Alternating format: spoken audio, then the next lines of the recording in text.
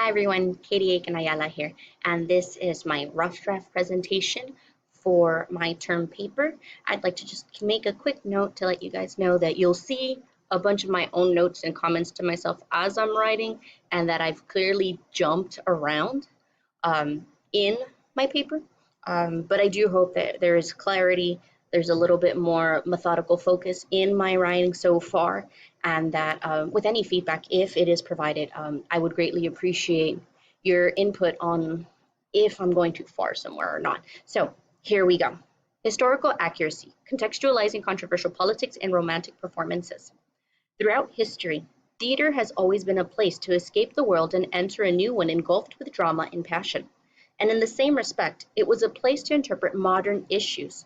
During the Romantic era, playwrights were inspired by history and events around them to create a world that was relatable to the audience, as well as thought-provoking for its critics. In this paper, I propose to explore the significance of historical events used in playwrights' works to convey provocative contemporary issues during the Romantic era. 19th century British literature is known as a time where writers focused on emotions and the self as a way to respond to the world around them, more notably the industrialization of their world. Writers, like the proclaimed founders of the era, provoked their readers to question and deny the status quo through their complex characters and intricate attention to cultural movements. In recent years, attention has been placed on the Romantic period, not for its portrayal of nature and enlightenment, but for its depiction of contemporary issues on the stage. Although not given its due respect in the past, romantic drama has caught the attention of scholars for its provocative portrayal in respect to social and political upheaval. Moreover, the employment of historical events as a means to portray and comprehend these issues is a topic scholars have considered in their research to appreciate the vigorous bond that theater has with literary drama. One such a playwright as Matthew Monk Lewis, widely known for his novel The Monk, who during the latter part of his career wrote a play to respond to the revitalizing success of George Coleman the Younger's. Okay, so that sentence sounds funky, I'm sorry. Although considered an illegitimate dramatist, Lewis employed historical context in his widely successful work Timur the Tartar to draw attention to the political issues the Napoleonic Wars placed on English society during post-colonial times. Ooh. Focusing in on historical context as it reveals social and political issues, the fascination with cross-cultural influences, and the incorporation of pantomime as it relates to Gothic tragedy, one can grasp the significance of historical interpretations played in Romantic drama during the Romantic period. To begin, prior to delving into the social and political issues of the time, it is necessary to understand the historic context behind the play. As stated by O. Quinn, Romanticism is a wartime theater where extraordinary level of generic experimentation, both in and out of the patent houses, constitutes a response to the overwhelming social cries of war and social unrest. During the time in which Lewis wrote this play, although there were no tyrants attempting to overthrow King George III, there were several wars occurring in the post-colonial Britain that raised the possibility of Britain being taken over by possible oppressors. To put in perspective, much of the Georgian period was at war with one country or another, and while the conflicts were mainly handled on the battlefield, the theater did wonders to portray these events in a light the audience could digest. From the Napoleonic, Anglo-Russian, Peninsular, and Anglo-Swedish wars that respectively began in 1803, 1807, 1808, and 1810, Britain experienced decades of chaos coming from all sides that would not find relief until the victory of Waterloo in 1815. Not only was Britain involved in several wars during the time, but it also dealt with King George III's madness, untimely death, and limbo process of naming the regent prince and eventual next king, George IV. Playwrights like Lewis penned works, questioned politics and society, made the audience consider different perspectives, and revealed the harsh truth of the world they lived in. Moody asserted that illegitimate theater was never respectful of social and aesthetic distinctions, nor indeed of cultural ownership. With these tumultuous times at hand and the Romantic period known for its portrayal of social and political issues on the stage, it is no surprise Lewis was inspired by a historical Oriental tyrant to headline his play. Freely based off 14th century Turco-Mongol conqueror Timur bin Tarhage Barlas, Lewis used the generality of his life in order to portray the story he created for his Timur on the stage. Lewis embarked on portraying a historical tyrant the audience could believe as authentically tyrannical, and ensured critics would take note of the relative connection his character had with the relevant modern-day tyrant of their own. However, Lewis was clearly not the first playwright to embody Timur on stage. Christopher Marlowe's Timberlane, and so you can I have a pause here that I need to add some more information, and we jump on. And I guess just to kind of touch base on it, you can see that I want to add information about his rendition, in reference to Marlowe's, and compare it to how Lewis completely kind of did like a 180 on it, right? Just so that I can set the stage for how we can make this connection. I do know that that other researchers have stated it. I just really want to polarize it because a lot of the articles that I've read said that, like, yeah, there is a connection, but they really don't dive into it. And I really want to kind of sort of do that in my paper. Moving on, I'm sorry. Although connections between Napoleon and Lewis's Timur are apparent, affirming these claims through association is essential in validating the political underlaying of Lewis's Timur. With anti-French dynamics well underway, Lewis was able to bring to life his rendition of ideals in a way that audiences gravitated towards or detested with ease. Despite Moody's claim of the play to be nothing more than a lowbrow melodrama written with the intent of depicting the Oriental tyrant as a Napoleonic boogeyman, invalidating the connotation Timur has with Napoleon for the sake of realistic correctness does nothing for the purpose of romanticism, especially when one considers the end result Napoleon endures during his reign. Romanticism, in the term of illegitimate theatre, sought to convey politics in a way that altered the militant archetype from protagonist to antagonist.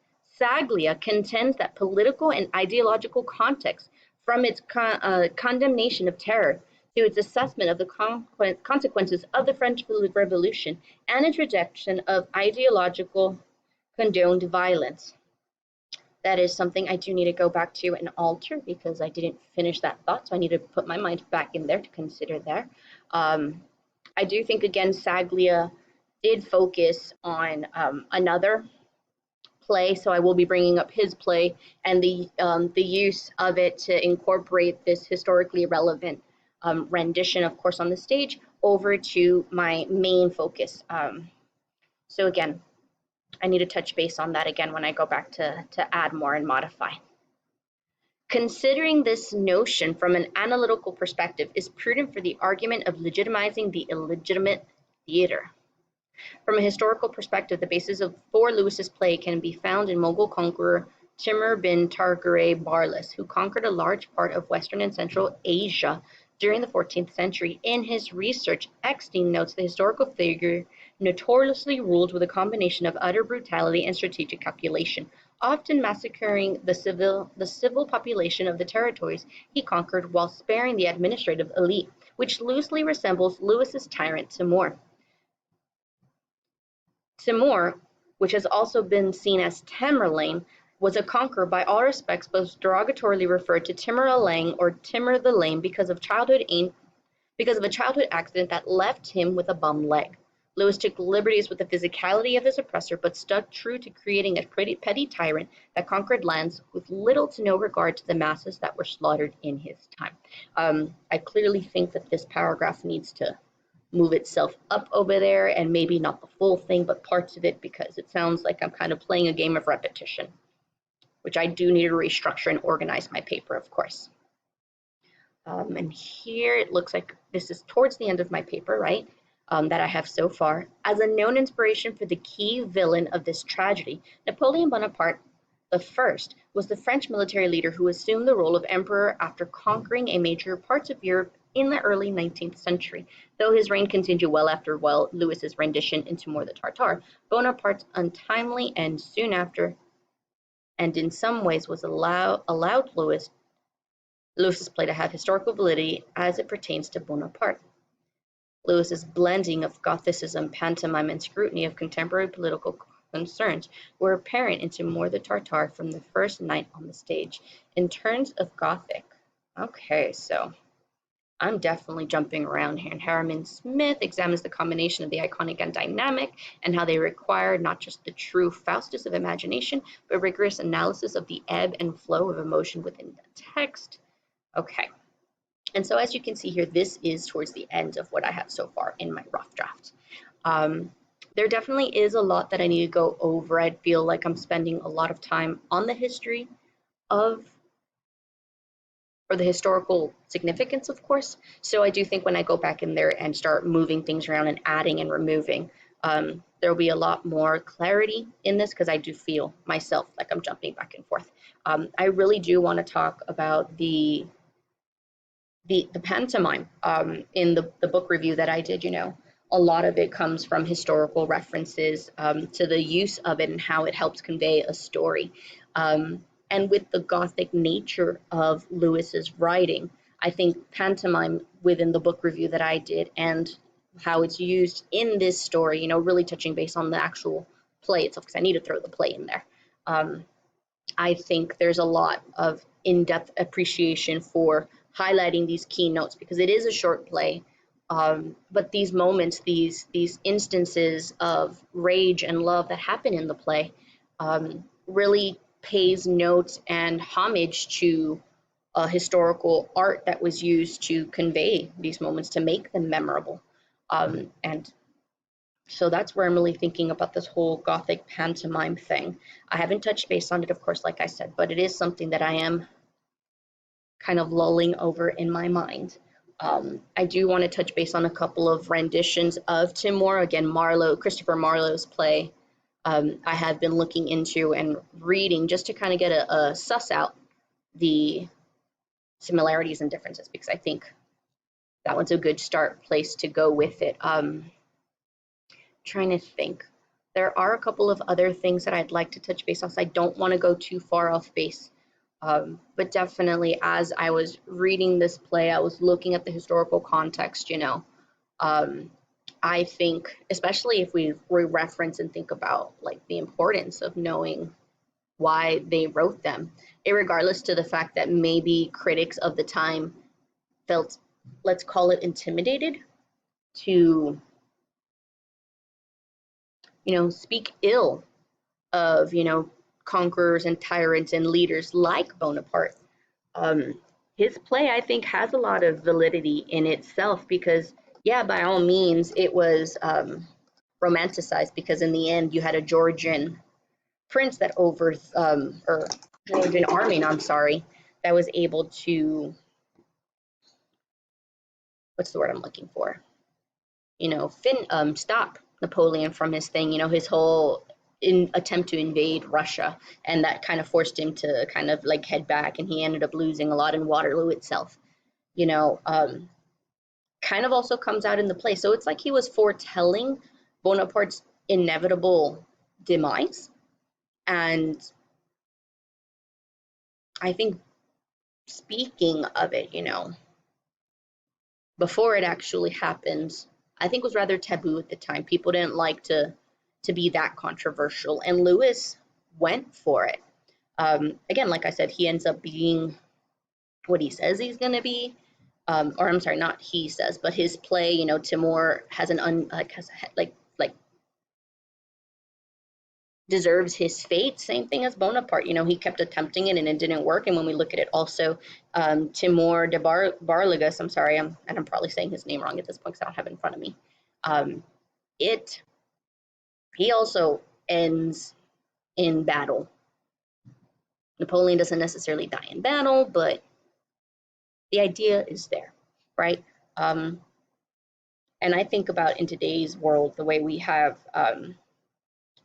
the way we call out things as being wrong and stuff like that, I think it has its own depth. I don't talk about it in my introduction, and I don't want to change and warp and make this connection from today and tomorrow and historical stuff and the relevance of it, because I feel like I would end up having to change my paper altogether, and I don't want to go down that road.